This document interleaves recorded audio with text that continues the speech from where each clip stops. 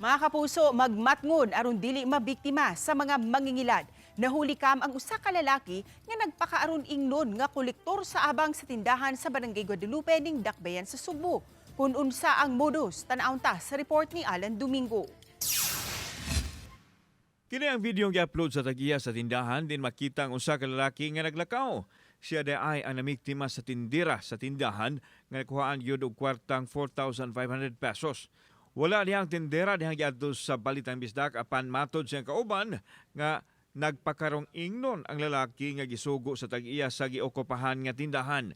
Maayo kuno kaayo mo istorya hinungdan nga nadala kini ang tindera og nakahatag gyud og kwarta. Uwahay na diyan nasayran nga usad ay kamudos ang nahitabo.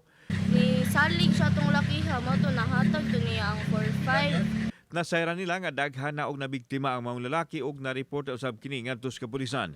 Gipadayag sa Cebu City Police Office official nga dili gyud mo kumpiyansa og labaw nga dili mo salig kung adunay makikistorya nga dili kaila aron malikay nga mabiktima sa ilad.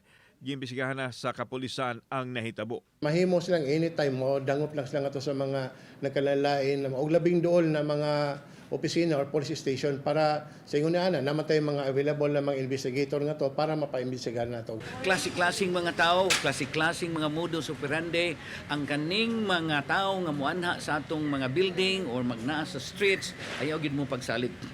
Kauban si Clover Lumayag, ako si Alan Domingo. Balitang Bisdak.